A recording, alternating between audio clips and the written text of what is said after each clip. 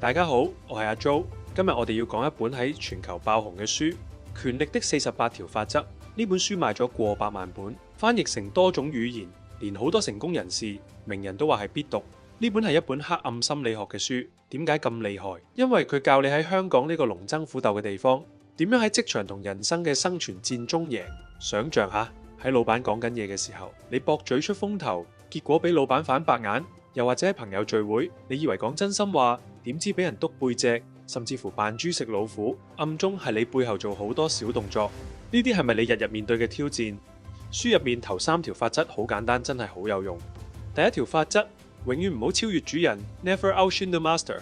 呢招喺職場同人生好似救命咁，尤其喺香港競爭咁大，要學識幾招旁下身隨時救你一命。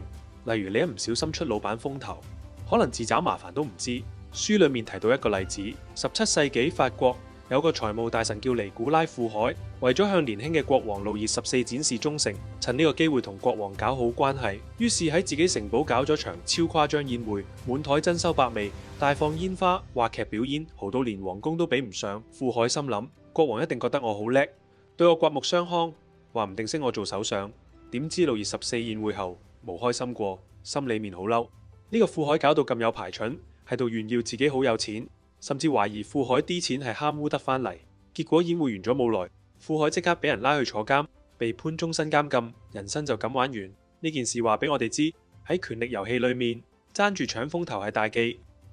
喺香港做嘢，假設你有個 proposal， 千祈唔好話係我自己一個搞掂晒。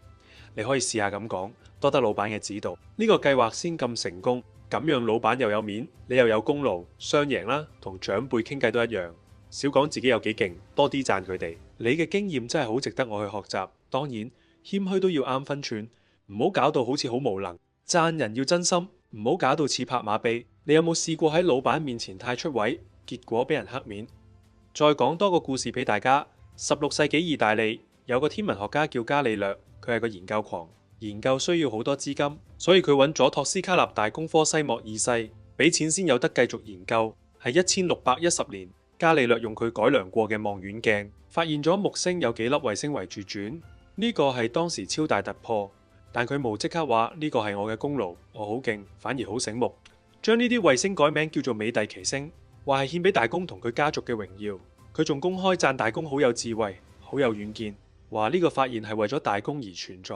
結果點樣？科西莫二世聽到咁多好聽嘅話，心花怒放，覺得自己好有面。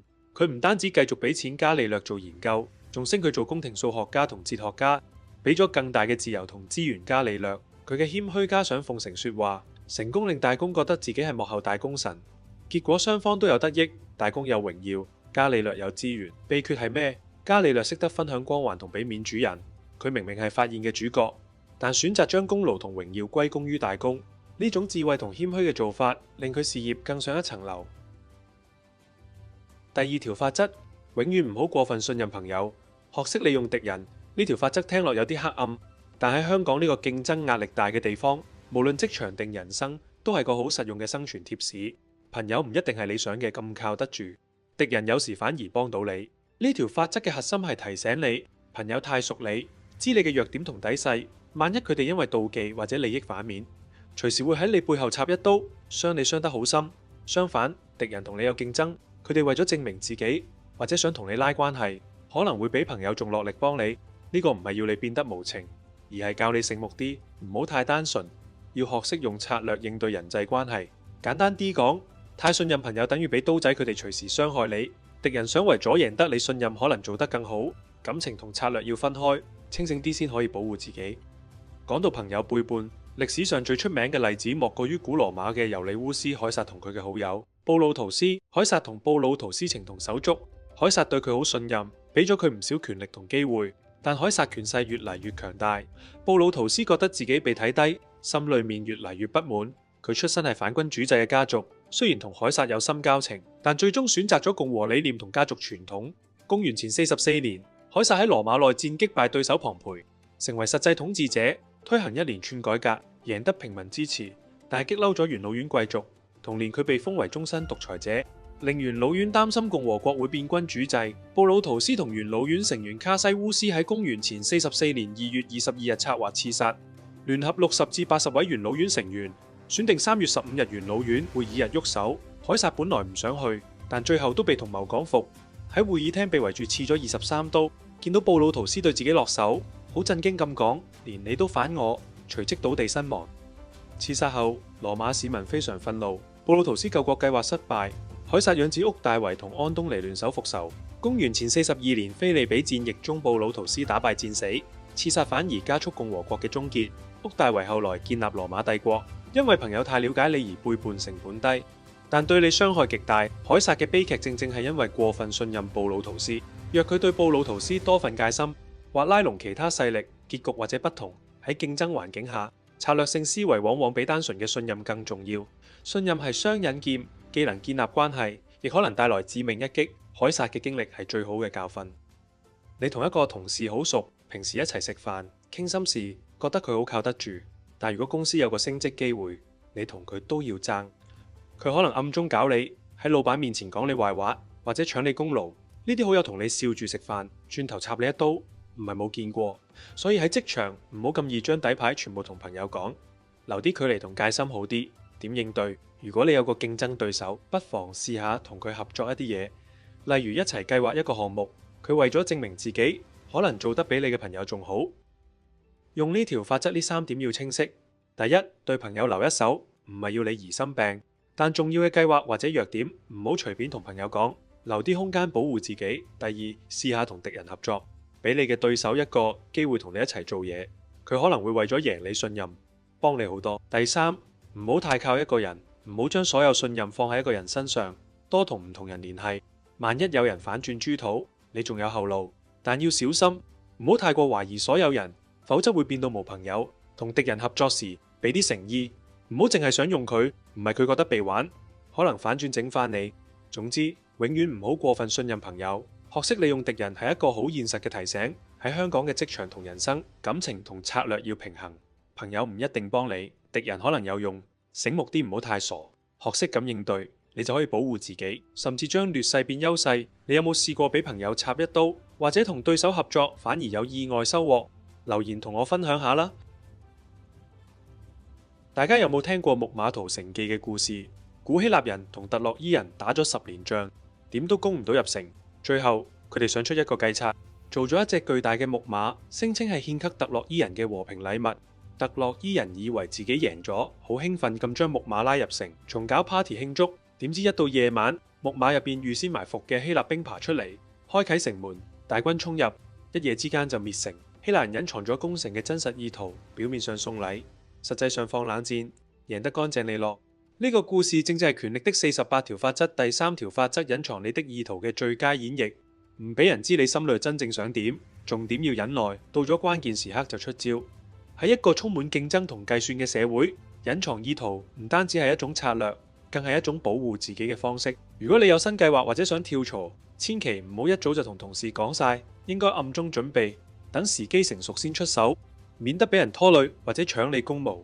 節外生枝，傾生意嘅時候唔好咁容易俾人知都你好想要呢單 deal，要扮淡定，甚至拋啲假消息試探水溫，對方可能自己會讓步。人際關係上有啲野心同目標，唔使太早攤牌，低調啲行事，等有成績再展示，咁先有震撼力同說服力。隱藏意圖唔係要你講大話，而係學識喺適當時候沉默，或者用模棱兩可嘅說話，令人捉摸唔透你嘅真正目的。隱藏意圖唔單止係保護自己，更加係進攻嘅好強嘅武器。話說三國時期，蜀漢嘅諸葛亮真係一個好聰明又有膽識嘅人。有一次佢喺北伐嘅時候，駐守喺西城，點知城裏面嘅兵真係少得太可憐，除咗幾個文官同啲老弱殘兵，基本上冇乜人可以打仗。偏偏呢個時候，魏國嘅司馬懿帶咗15萬精兵殺過嚟，聲勢好浩大。西城睇落好似隨時會失守。面對咁大壓力，諸葛亮不慌不忙，好冷靜咁判斷形勢，決定用一招奇招應對。佢下令將西城嘅4個城門全部打開，又同城裏嘅百姓講，叫佢哋照常生活，掃地嘅繼續掃地，煮飯嘅繼續煮飯，要好似冇事發生咁。城牆上面嘅旗照樣企得整整齊齊。之後，諸葛亮帶咗2個小童行上城樓，攞部琴出嚟，坐低慢慢彈。佢彈得悠悠自然，仲無視城下有咁多敵軍咁。司馬懿帶兵到城下，見到呢個情況咁反常，城門大開，諸葛亮喺上面彈琴，表情好平靜。旁邊得2個小童，城裏嘅人又好似乜都唔驚。司馬懿面色一沉，諗諸葛亮平時咁精明，點會咁容易俾我攻入城？肯定有啲伏兵匿藏緊。佢越諗越唔安樂，唔敢亂喐，最後決定帶全軍走人，放棄攻城。結果諸葛亮就靠一座空城，一首琴曲同佢嘅淡定，成功搞亂司馬懿嘅諗法，嚇退咗15萬大軍，救咗西城同城裏嘅人。後來司馬懿知道真相，先知自己中咗計，但已經冇得翻轉頭。空城計真係好精妙，諸葛亮將自己嘅劣勢變成優勢，簡直係高招。佢知兵太少，冇可能打得贏，冇得夾硬嚟，於是反過來用空城嚇人。嗱，擺個假象，開晒城門，仲坐喺度淡定彈琴，表面好似完全冇防備，其實係針對司馬懿多疑嘅性格，玩一場心理戰。諸葛亮好清楚司馬懿平時好驚佢嘅智謀，所以故意整出個城裏有伏兵嘅假象，嚇到司馬懿唔敢亂喐，自己走咗。呢招空城計用最少嘅嘢，一座空城、一部琴、一份鎮定，就救咗西城，化解咗危機。呢個計策唔單止夠急，仲真係俾人見到諸葛亮嘅聰明同膽量，絕對係傳咗千古嘅好故事。其實如果你樣樣事都話俾人知，唔隱藏意圖會點？俾一個反面嘅例子你，三國時期嘅袁紹就係一個教訓。喺官渡之戰前，佢四處吹噓自己兵多將廣，結果俾曹操摸清底細，趁機奇襲燒咗佢嘅糧草，最後輸得一敗塗地。喺香港職場亦都唔少類似例子，有人試過同同事講我同老闆好熟，下次升職一定係我，點知俾人暗中搞禍，最後白白冇咗升職機會。太早攤牌，等於俾人機會插你一刀。如果有計劃，要留喺心裏面先，回應亦可以唔使太過明確，多啲觀察對方動向，但記住適當時展示誠意同實力，先至贏到信任。今日我哋講咗權力的48條法則嘅頭3條法則。第一條，唔好超越主人，教你謙虛，唔搶上司風頭，加利略用奉承贏得支持。第二條，唔好太信朋友，利用敵人，提醒你要保持戒心。凱撒因為太信布魯圖斯而輸晒。第三條，隱藏你的意圖，就係進階版，教你扮豬食老虎。木馬屠城同諸葛亮都係最佳榜樣，就好似打麻雀。頭2條教你點樣防守，第3條教你點樣反擊。呢套組合拳幫你喺職場同人生站穩陣腳。笑到最後，下一集我哋繼續講權力的48條法則。想知之後嘅法則，記得 subscribe。